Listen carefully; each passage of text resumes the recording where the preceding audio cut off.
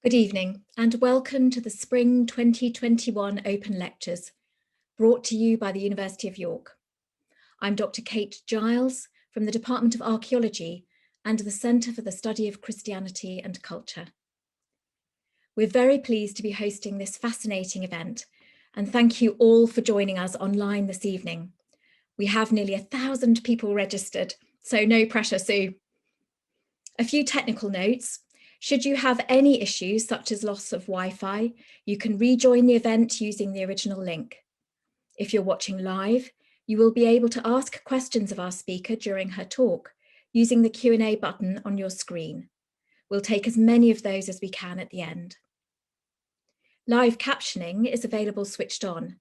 If you'd like to turn them off, you can do so via the closed captions or live transcript button at the bottom of your screen. Please also remember that today's event is being recorded, so you'll be able to watch again on YouTube in a few days' time, and also share with friends and networks who may be interested. You can also use hashtag #YorkIdeas to join in the conversation on Twitter. So without further ado, it's my pleasure to welcome Professor Sue Mendus. Sue Mendus is Morrell Professor Emerita of Political Philosophy.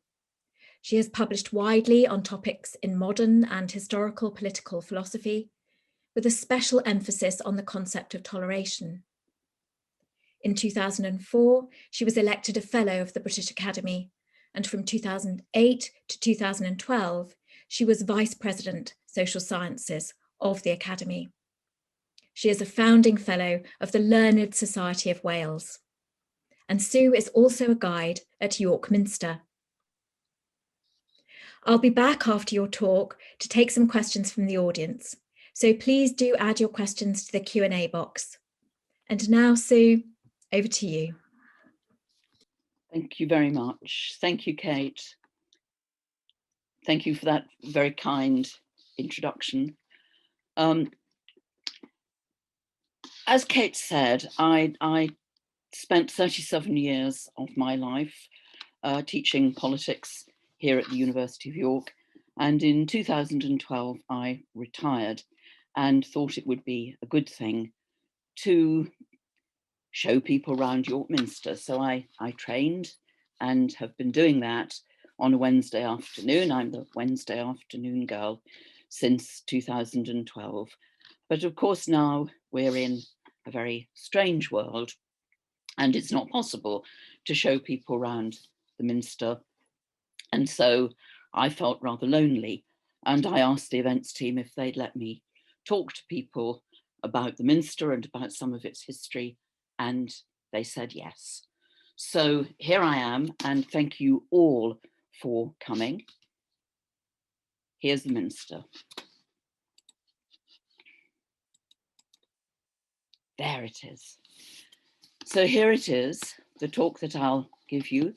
3 fires at York Minster, a phoenix from the ashes. When people come to the Minster, they always, or almost always, lots and lots of people say, show us where the fire was. Where was the fire? Where was the fire? And quite often they can barely get through the front door before they say, where was the fire? Where was the fire?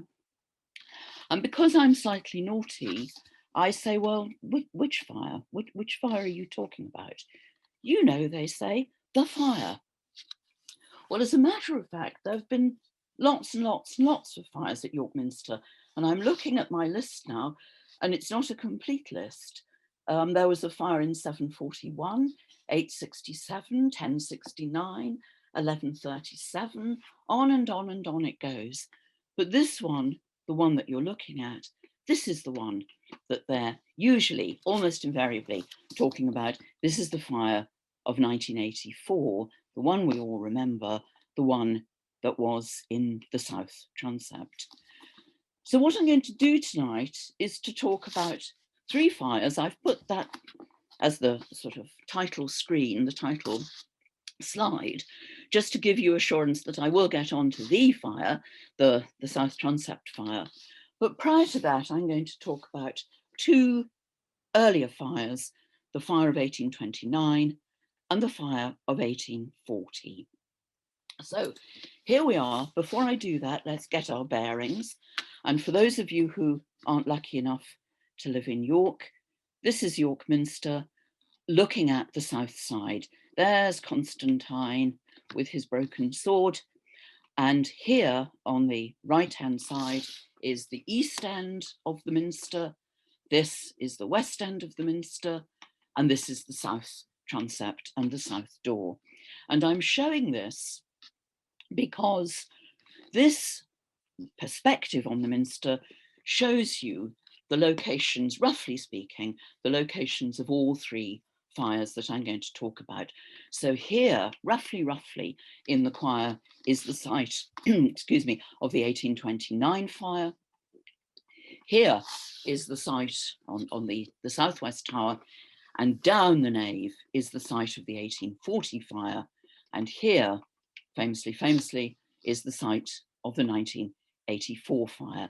So we can see, if you stand outside the Minster and look, you can see the 1829 fire, the 1840 fire, the 1984 fire. That's from the outside. And now if we just walk along here and turn round and go inside, getting ahead of myself, you will see the nave of York Minster, and again, the location of the fires, the 1829 fire at the end there beyond the screen, the 1840 fire here in the nave, and the 1984 fire at the right in the south transept. So we've got 3 fires in 3 locations. And now the question is, why were there so many fires? And that question's arisen again, of course, with the Notre Dame fire quite recently. Why are there so many fires? Why is the Minster so susceptible, vulnerable to fire? And in a sense, you're looking at the answer. The answer's here. There is this vaulting ceiling, in common with nearly all the ceilings in the Minster, is wooden. That vaulting is wood. And coming in a bit closer, this again is wood. And once you've got wood, you've got fire. And that's a reason why York Minster is so susceptible to fire. It's a reason why medieval churches and cathedrals generally are susceptible to fire, because they have a great deal of wood. And I often say to people when they come into the Minster, you look around and there's an enormous amount there which looks as if it's stone and it's wood. And there's an enormous amount that looks as if it's wood and it's stone. And this vaulting is wood. And it makes, I'll go back to the earlier picture because it's a better story with the earlier picture. If you imagine walking through this building and looking up at that ceiling, what's said by one of the architectural historians is that this ceiling, this vaulting, wooden vaulting put in 1356, was put in because the builders, the architects, the people in charge suffered a loss of nerve. So they weren't sure what to do, and they thought initially that they would put stone here, and then they lost their nerve and they used wood. And I often look up and think, well, if that's what happens when you lose your nerve, we should maybe hope to lose our nerve a little bit more often. So there it is. That's the first question. Why is the Minster so susceptible to fire? And there are lots of reasons, but one reason is because there's so much wood. So I'm going to go on now to our first fire. Here it is, the fire of 1829. And here is our man, Jonathan Martin. Here is the man. This is a fire caused by an act of arson. And here is the arsonist himself, Jonathan Martin. So here comes the story. Jonathan Martin was born in Hexham in Northumberland in 1782. And he spent some of his early life in the Navy between 1804 and 1810. he was in the Navy. He came out of the Navy in 1810, and very little is known of what he did exactly between 1810 and 1818. But one thing that's clear is that by 1818, he had developed grave doubts about the Church of England, about the established church. He was confused about the church, he was unhappy with the church, and he started to agitate against the Church of England. It's maybe an understatement to say he agitated against the Church of England. What I really mean to say is that in 1818, he threatened to shoot the Bishop of Oxford, who was on a visit to Stockton-on-Tees.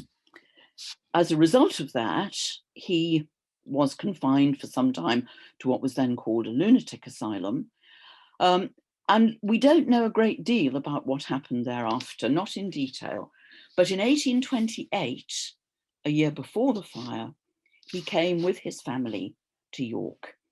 And here in York, he started to, he attended the minster, and he attended evensong in the choir. There is the choir as it now is. He attended evensong in the choir, but at the same time, he began to agitate against the Church of England and against the minster in particular. And he left little messages, threatening messages within the minster, and I'll read one of them to you now. It's pretty strong stuff, so you need to swallow hard.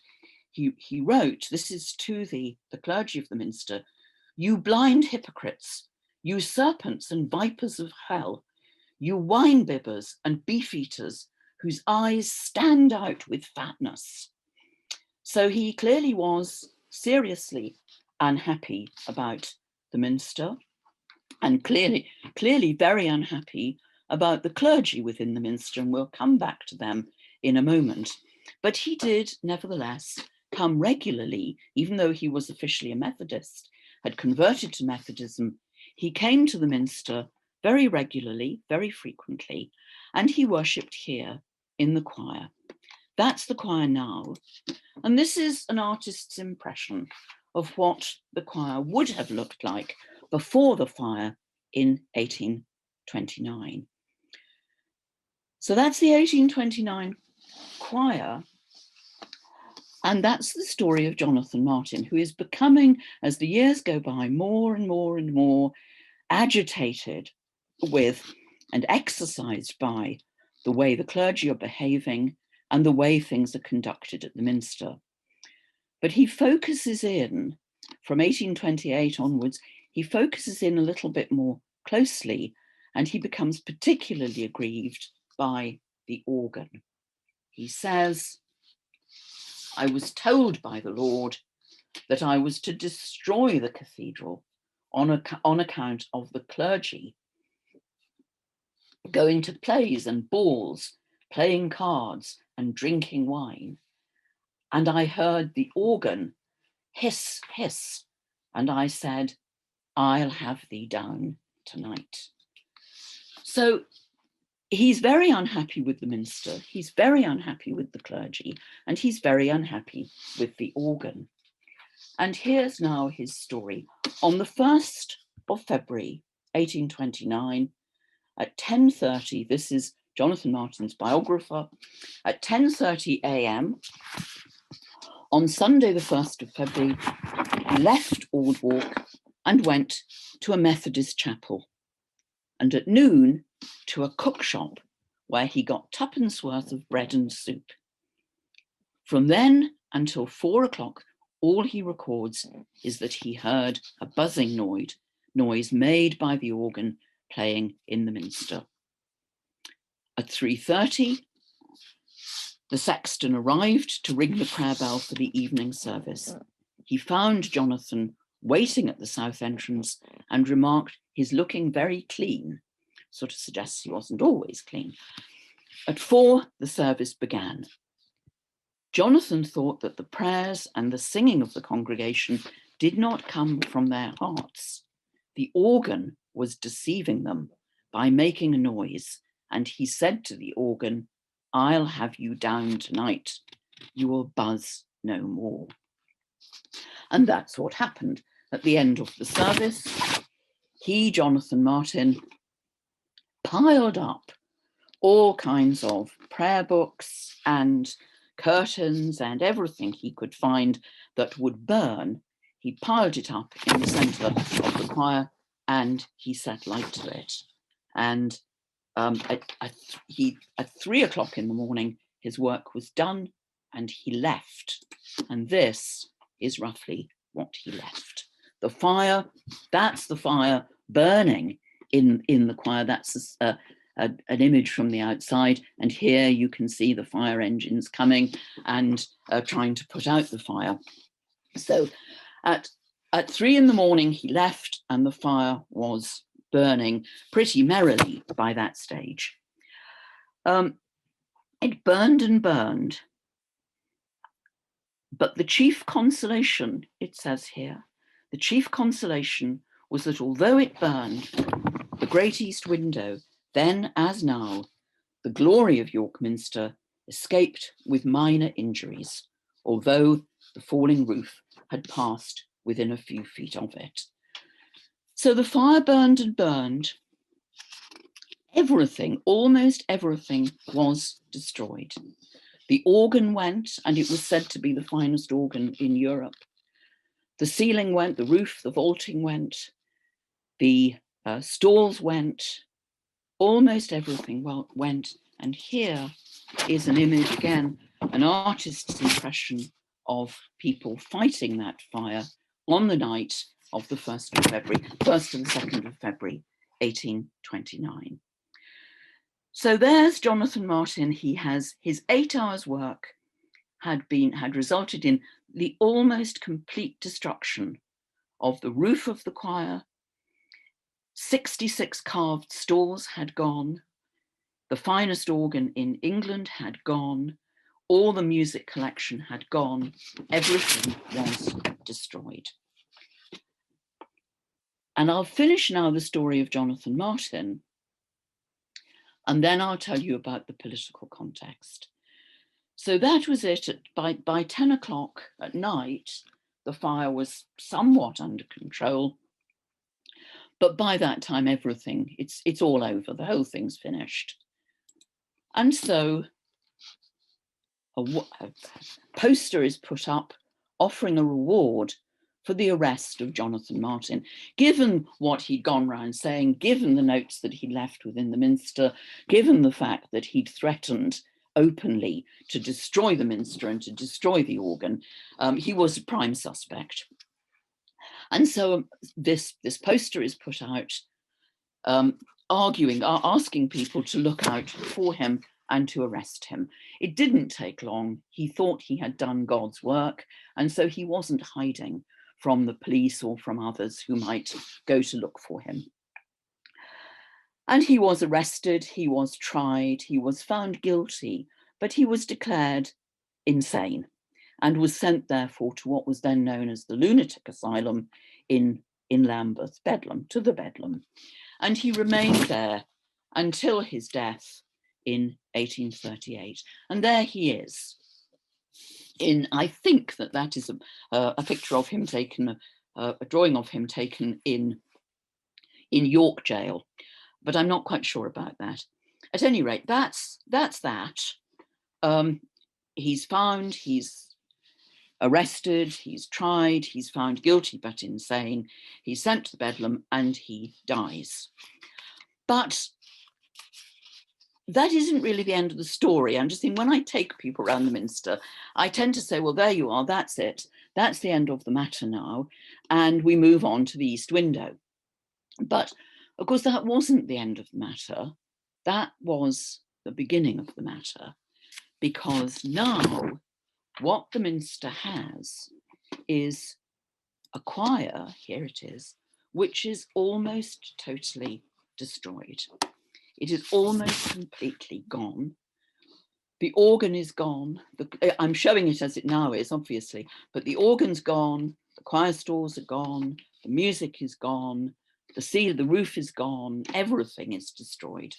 And now, far from that being the end of the matter, that's only the beginning of the matter, because now the question is a question of repair and restoration. So, you know, if you've ever been on a committee to replace the carpet in the cricket club or the village hall or anything of that kind, you will know that this is where trouble starts, not where trouble ends.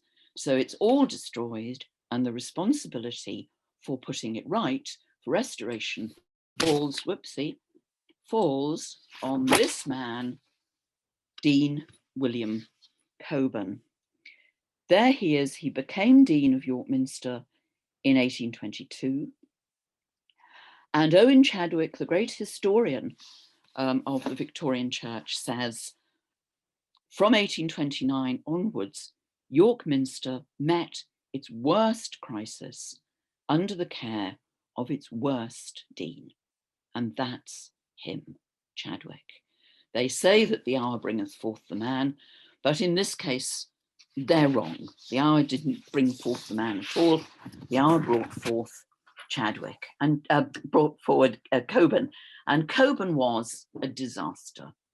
So the Minster's met a disaster in Jonathan Martin and arson, and now it meets another disaster in the Dean, William Cockburn. Why is he a disaster? Well, he's expensive. That's the first thing about him.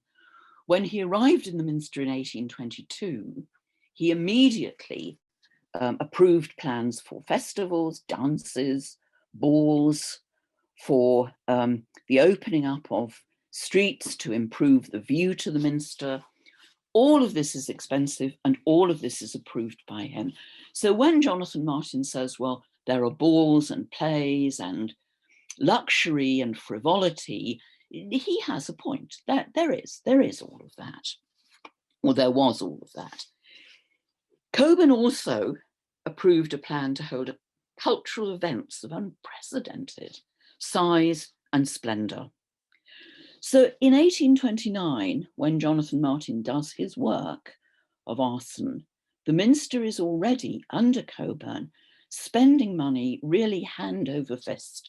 A lot of money is going out of the Minster for balls, parties, festivals, events, dinners.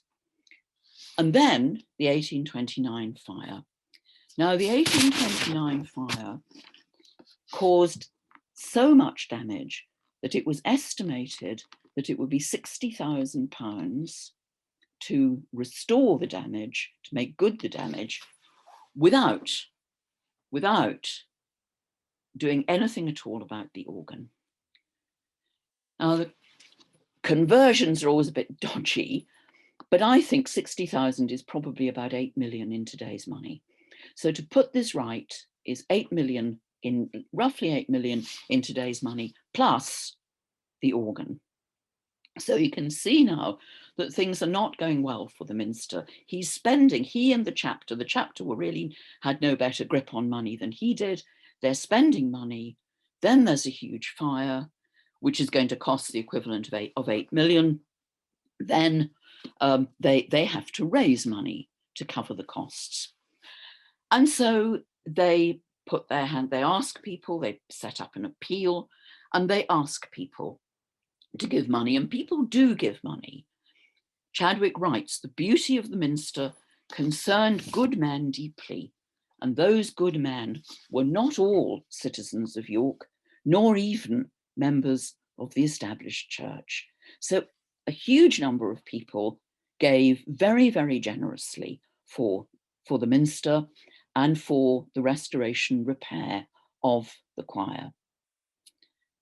But it got worse, things got worse, because now, and I'm going to go back one, now there arose what came to be known as the Great Screen Squabble of 1829 to 31. Look, this is this is the way it is now. This is the position of the organ. And I'm going to put my cards on the table. Some of the guides, and I'm one of them, really, really dislike the position of that organ there, because what it means is that the organ obscures your view from one end of the minster to the other. So if you come in at the west door, you can't see the glorious view that there would be all the way down to the east end and to the great east window. You can't see it because of the organ. Now, other people think differently, but my own Philistine view is that it would be better if the organ weren't there. And this argument that I'm rehearsing with you now is exactly the argument that went on between 1829 and 1831 about the position of the organ. Some people wanted it lowered some people wanted it where it now is. Some people wanted it lowered so that you could see from West End to East End. Some people wanted half of it this side and half of it that side. On and on the argument went, and it wasn't just argument. Pamphlets were produced to make the case, and the dean himself produced pamphlets arguing the case for the repositioning of the organ. And this was came to be known as the Great Screen Squabble, the squabble over the organ screen, over that's what it was. And eventually, we all know that arguments are expensive. And as they delay doing the organ, putting the organ anywhere at all, because they can't agree where it's to be put, and as they produce pamphlets arguing one way and arguing another way, time goes on, and the money which people have given for the restoration of the choir is being spent on arguing. And finally, the organ builders are so fed up with all of this that they sue the Minster for delay. So let's go back to the beginning. Dean Coburn is an expensive man. He likes nice things. He likes to spend money. He likes to have balls, parties, festivals. Those are paid for. Then there's a fire, which is costing £60,000 in those days' money. Money is raised, but the money is basically squandered on argument, on lawyers' fees, and on litigation. So things go from very bad to even worse. They become worse and worse. And the money that people have given for the restoration of the Minster is money for the choir, is money which is now being spent in quarrelling. Finally, well, it's not finally, but in 1837, this reaches a crescendo when there is really no money left at all, and the dean and chapter decide that they will sell some of their most profitable estate. They sell Sergeant's Inn in Fleet Street to raise money for this restoration, which has taken so long and which is so costly. So there it is, everything is spiraling out of control. Money is being spent hand over fist, debt is being incurred, property is being sold, and then, hey presto, there's another fire. The fire now of 1840. And this fire takes place here in the southwest tower, and it's an accidental fire.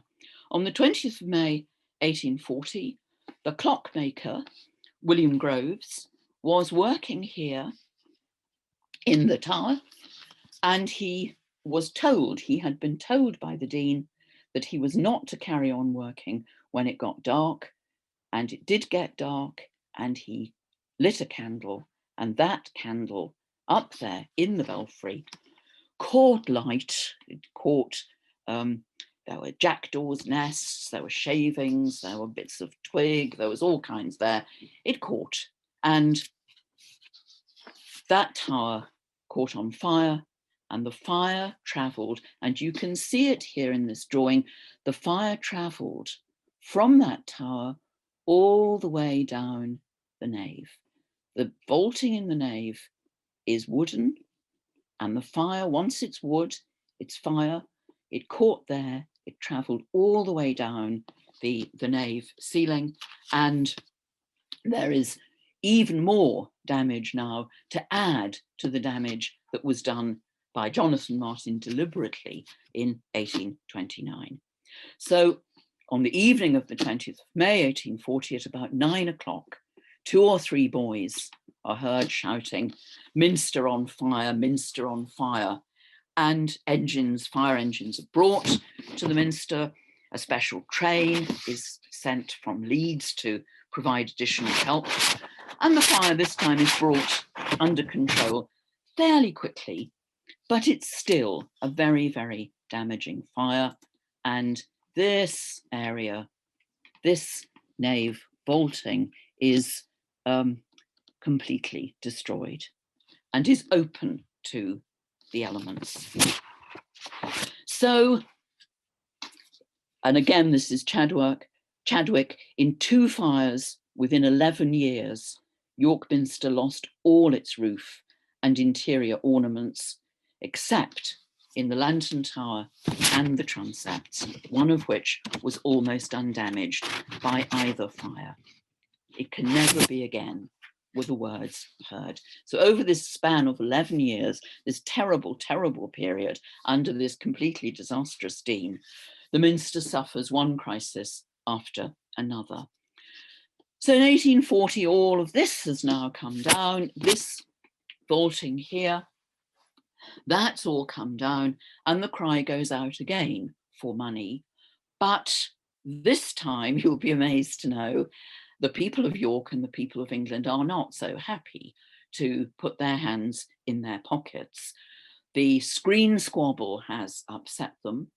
What's more, the accounts from the 1829 fire were never made public.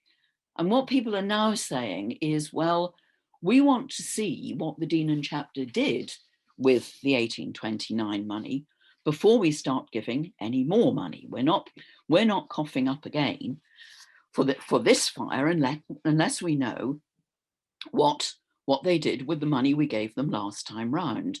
And the truth was that the Dean and Chapter were so very, very disorganized and feckless that they had been moving money around. There's no reason to think they'd done anything criminal, but they had been using the money for restoration of fire damage for ordinary everyday maintenance, and the ordinary everyday maintenance hadn't been done.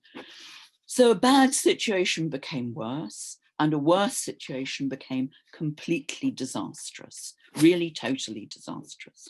And by 1840, by 1840, this man, the Archbishop, announces that he is going to visit York Minster. This is Archbishop Harcourt, and he announced that he will visit the Minster in 1841. Now, a visit is like special measures. Archbishops had a right, going back to the Middle Ages, to visit. It's visit with a capital V. Had a right going back to the Middle Ages to visit. But nobody really used this right, and it had been over 100 years since the Minster had been visited. But now Archbishop Harcourt says, well, I'm going to visit. I'm going to see what's going on. The Minster now is a place of scandal, of humiliation, of despair, really. And he appears in 1841, the early part of 1841, and is wanting to know what's gone on.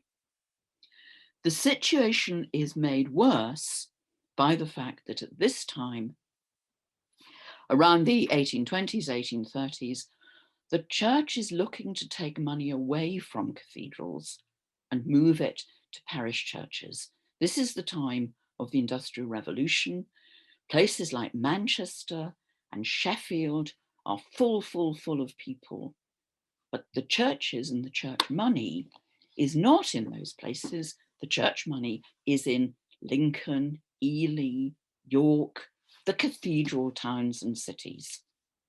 So there is concern that Harcourt, the Archbishop, is arriving, and what he will want to do is to take money from York Minster, money which frankly it hasn't got, and spend that money in places like Manchester. Dean Cockburn was not a wise man, and he announced that he would sell everything. If I had 100 livings, he said, I would sell them all rather than let Harcourt and the Ecclesiastical Commission take it. I should say as an aside that there was a lot of this going on around the 1820s, 1830s, and this is how we come to have Durham University, that Durham did offload its money for the purpose of providing a university. But that didn't happen at York. It was simply that Dean Cockburn, as it were, threw the toys out of the pram and indicated that he would sell all the livings that he had. So York Minster is now very, very poor. Its costs are spiraling out of control. The dean it's a subject of scandal. It's a subject of humiliation. And at this point, all that can happen, and Chadwick says this, nothing can go right for the Minster now until the dean is replaced by another dean. Unfortunately, Dean Cockburn went on until 1858. He continued as dean until 1858, at which point he was replaced by Dean Duncombe, and Dean Duncombe had the very, very great advantage that he was rich. So, one fire caused by arson, one fire caused by negligence, and now a third fire, the last fire, the fire of 1984. And this is the fire that everybody remembers, that I remember it, that everybody asks about when they come to the Minster. The night of the 8th to the 9th of July 1984 was the night when fire broke out in the south transept of York Minster. So you can see here, that's the rose window, and that's the fire within the roof. Come in a bit closer. Here you can see, again, it's a black and white picture. Move that. It's a black and white picture, but you can see here the water playing on the roof of the south transept. And here, taken from further away, you can see again the fire playing in the south transept and the central tower behind. These pictures have a huge amount of heat haze attached to them, so they're always quite fuzzy, and that's because of heat haze. So here it is. If you look now, the fire broke out here in the roof. But if you look, and it was clear from the start, or from very early on, at 2:30, the core goes out, and it's very clear at this stage that this roof is not going to be saved. That will not be saved. It's too late for it to be saved. But the worry now is that if this fire cannot be brought under control, it will move into the central tower, and pretty much everything will be gone at that point. So look at the Minster again from the outside. This is where the fire breaks out. If it can't be contained, it will shoot through to here. That's the concern. It will shoot through to this central tower, and then to left and right, you have wooden vaulting and wooden vaulting. So it's really now going to be just an inferno. And to look at it in more detail, the concern is this, that the fire will go from the ceiling, the roof of the transept, through these arches and up the central tower. And that would mean, as one of the firefighters put it, if a tongue of fire were to come through here and up to the central tower, it would be the biggest chimney fire ever seen. So it's all on now, really, to bring down the vaulting and the roof, to bring everything down from the from the roof onto the floor of the south transept, because on the floor of the south transept, it can be more easily put out, more easily managed, and because that will prevent the fire spreading into it'll prevent the fire spreading into the central tower, at which point all bets are off. It's just over at that point. And that's what they did. They did manage to bring it all down into the south transept. And here is the south transept on the morning after the night before. All this wood has been brought down. Here are the 18th century William Peckett windows, extraordinarily almost untouched. And here are the firemen just looking up at it. So now the question is, I told you at the beginning, this first fire caused by arson, the Jonathan Martin fire. Second fire caused by accident, misfortune. Well, what's this fire caused by? Well, good question. What is this fire caused by? For a long time, the brigade, the fire brigade, the Minster, authorities, the police wrestled with this question.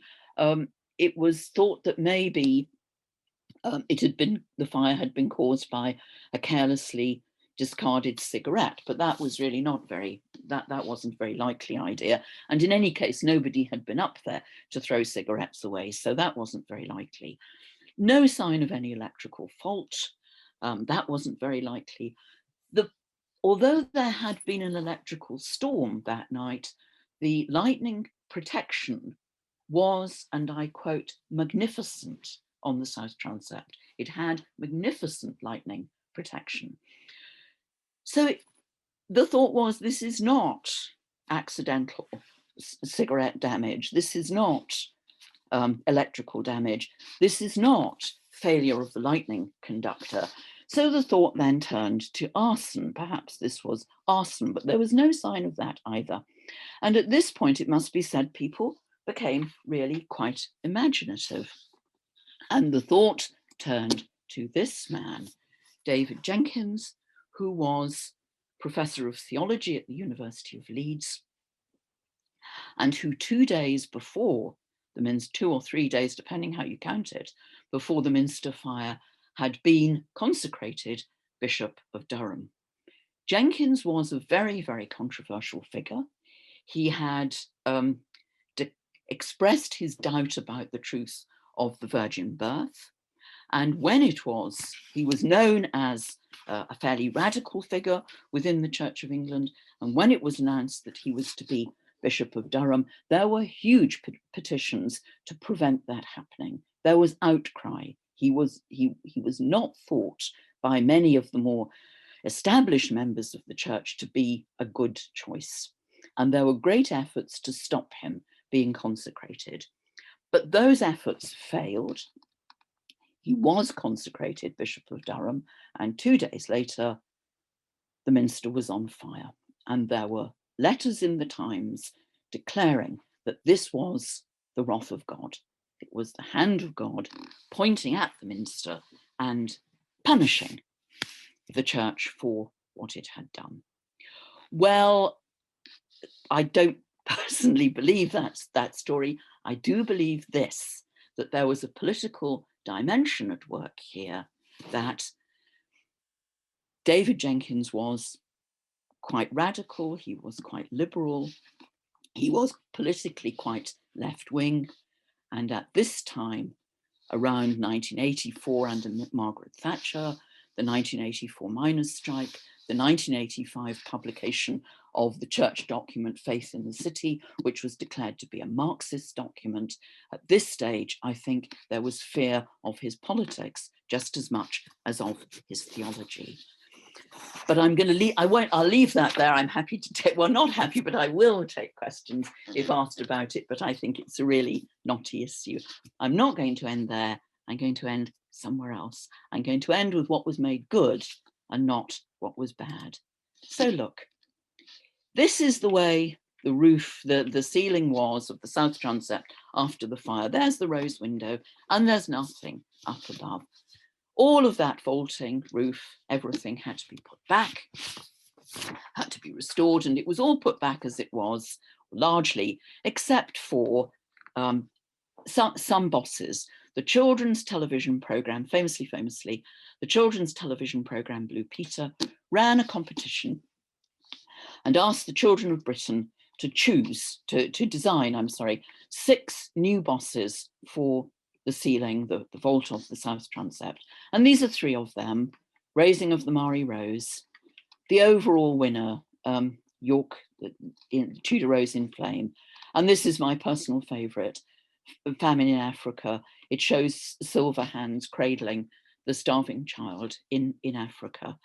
And those 6 bosses, those are 3, and there are 3 others which I haven't shown you. They were put up, and as the Blue Peter bosses, they're still there. And there are the Blue Peter team and the children with their certificates.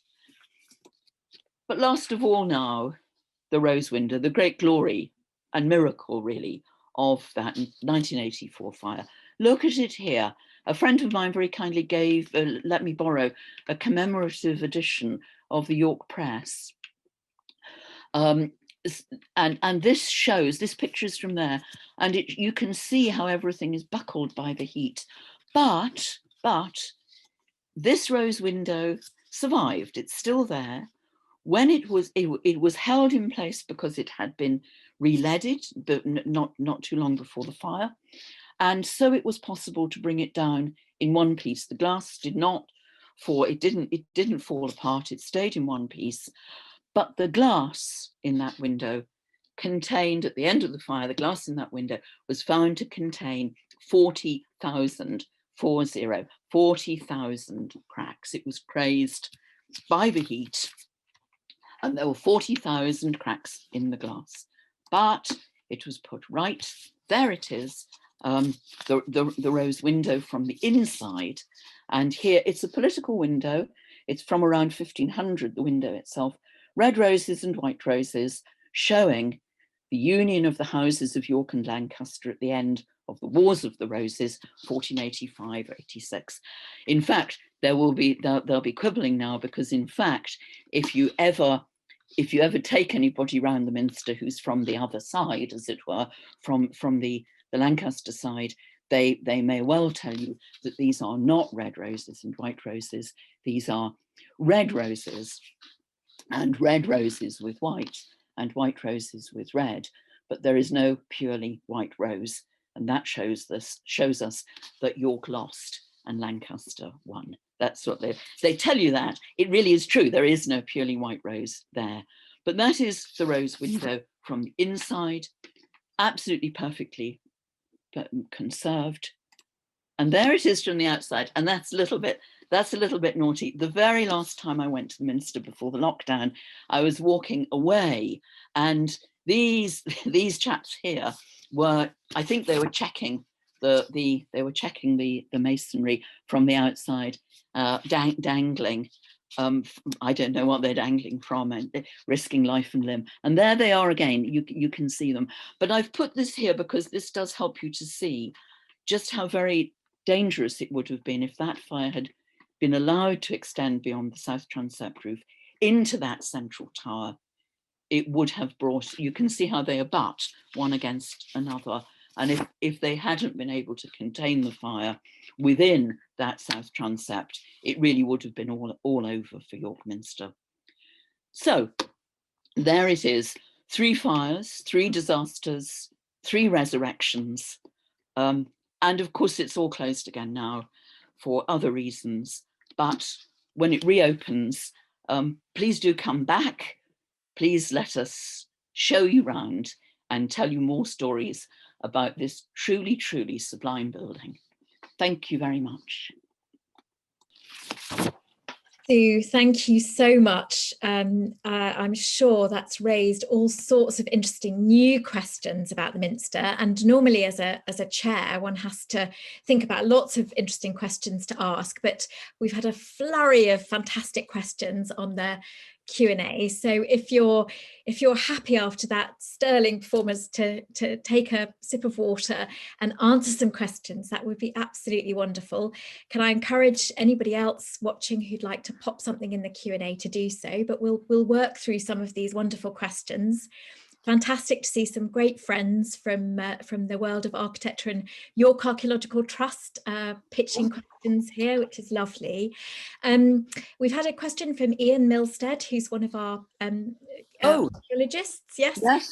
Asking about the Ian and colleagues excavated above the vault in the south aisle of the nave a few years ago, asking about whether the roof above the vault of the nave is timber or is it just the high vault. So what do we know about that roof before the fire in the nave? Well, he'll know more than I do, because, and he's being naughty now, he'll know more than I do, because he's been up there, and I know he's been up there because his wife told me he's been up there. So what does he think? What does he think? No, seriously, what I'm telling you here is what has come from what I've read, and what I've read says, if I can find it, what I told you there was from the architectural history of York Minster, which says what I told you. So here it comes. There was a plan to vault in stone. However, by 1345, the roof was leaking, and so in 1346, a master carpenter was appointed, and in 1356, the timber vault was installed. Now, Ian's been up there, so I've never been up there. And between you and me, I'm not going up there either. It's high up there. But seriously, he's been up there, so he will know how it now is. I'm simply saying that was the decision as written here. That was the decision in 1356. And that was the point at which what was said was they suffered a loss of nerve. Why did they do it in timber? Because they were afraid to do it in stone, and for fear that it would come down on them. And so they did it that way. That is what's said. But that is the story about 1356. What's up there now? I have never been privileged to go. I think it sounds like we need another lecture on the medieval construction of the nave. And of course, as soon as I read Ian's question, I went straight to the wonderful. I hope I'm allowed to show a book. If anybody wants to know about that architectural history, Sarah Brown's wonderful, our colleague from the University York Minster. I meet your book and raise it. Mine's slightly more battered, Sue, from lending it to students, but her wonderful chapter on the construction of the nave, I would recommend to everybody. And another question that's come in, Sue, is from Annie, who was asking about the choir in this case, and your wonderful kind of provocative point about the organ. Where was the organ before the 1829 fire? Well, I believe it was. Well, I think lower down, but I think, I mean, the precise location, I think I wouldn't want to say. I think it was lower. I mean, the whole choir, I think, was lower. But the crucial point is that there were, the argument was about the repositioning of it or not. Yes. And it was the concern was a concern to try to stop it obstructing the view west to east. Yeah, I think that's my understanding, Sue, too, that I mean, it's amazing the references we have going back at the Minster to an organ as early, I think, as the 15th century, and certainly in the 17th century, Annie. I think when Charles I visits, it's in the north side of the choir. Oh, is that so? Therefore, to adding grist to your mill, perhaps not interrupting it, although I'm sure we have some fantastic organ fans with us who probably would argue that it's the most beautiful thing Well, in the Minster. exactly. No, I mean, this, in fact, I didn't read it out, but at the point at which this argument is going on, the screen squabble, the the organ builders are heard to say, or they maybe even wrote down, confound the east window, it is a terrible nuisance to Yes. us. Because their thought was, well, you know, it would be better if we had the organ where it now is, and people are objecting that they can't see the east window. Well, we don't care about the Yeah. east window, we care about the organ. And that's, I mean, so it was slightly mischievous what I said. Yeah. I actually prefer the east window to the organ, but Yeah. obviously there are people who prefer the organ to the east window, and that's the point, really, isn't Yeah. it? That it, Well, you won't be surprised to see that we have quite a lot of questions coming in about your tantalising offer to actually say something about the 1984 fire. So there's a group of questions coming in, just saying, you know, go on then. Could you possibly talk a little bit more about that? And then reflecting also on current fire arrangements in York Minster. So there's a concern, obviously, from various members of the audience to be assured that we have good fire prevention in place now. Yes, yeah, I think, well, we do, and you know more about that, Ever, than I do. Let me say something about the 1984 fire. I'd say one thing for people who are watching in Britain. There's a very um, interesting radio program called Reunion, and you can get this on BBC Sounds and so on. And there's an episode of that about the 1984 fire. And there's a lot of huffing and puffing about what caused the fire. And the official answer is that it was thought to be 90%, 80% certain that it was caused by lightning. That's the answer. And then there's a lot of stuff about, you know, the wrath of God and so on. But one of the clergy, and I can't remember which, on this very lovely radio program says, well, you know, we mustn't really reject the idea of the hand of God and so on, because when the Minster claimed on the insurance for the damage done by, it was just over 2 million for the damage done by that fire, the claim was met, and the cause of the fire was put down as act of God.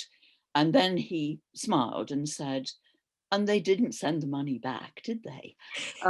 So you know, that's just a sort of trivial point. Yeah. But the more serious point that I wanted to make is this, that there's a tendency to say, well, there was a lot of stuff about the hand of God and the wrath of God and so on, and that's all high superstition. But I think there was also really a lot of politics associated with that fire in this sense. I sort of alluded to it briefly. In 1983, the Conservative government was re-elected with a majority of 144. It's a huge majority. 1984 was the miners' strike.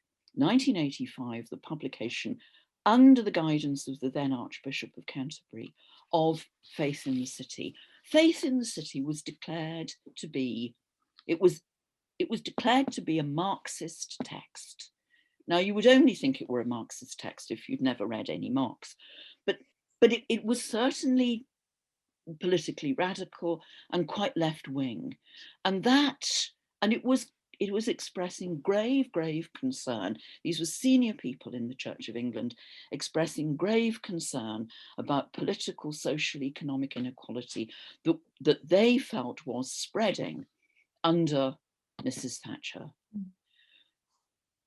David Jenkins was amongst the most vigorous critics of the Conservative government, of Mrs. Thatcher, and of market forces. And so I think there's, if pressed, I think that there was as much anxiety and outrage about his political position as his theological views. So it expressed itself as outrage about the virgin birth, but underlying that, and it's often the way politically, you scratch the surface and there's more there. What's really going on underneath is something different. And what was going on underneath was concern about his politics, and his politics were not the politics of Mrs. Thatcher. Well, Sue, you have managed to take us on this most wonderful journey through these fascinating stories, bringing the building to life. And I'm sure many of the people attending the lecture today will just now have been really encouraged to come along, hear some of your Minster tours in person, and be back in that wonderful building. We have many more wonderful questions from our audience, and I'm so sorry to have to bring things to a conclusion, but it sounds as if there's a huge appetite out there to hear about the early Minster and its origins, about the extent of restoration over the centuries. Some great questions there about how much of the Minster is genuine, and I'm sure that we will look around the university to sort of provide some more insight into that. So it remains for me as chair, Sue, to thank you again for such a wonderful and entertaining talk. And if you have enjoyed listening to this talk, you may be interested in another one we have coming up, which is the continuing Windrush scandal, in which Amelia Gentleman, Guardian journalist and author of The Windrush Betrayal, Exposing the Hostile Environment, asks why justice remains so elusive for so many of those affected. So that lecture will be on Wednesday, the 10th of March at 6:30, again online. So all that remains for me to do is to thank everybody for being with us this evening. Please remember the talk will be on YouTube in the coming days. You'll receive an email to notify you about that. And thank you again, Sue, on behalf of everybody here. And the fireproofing is marvellous now, so people can come in without fear. They really can. Aren't I right? We can all sleep safely in our beds tonight. Thank you so much, everybody.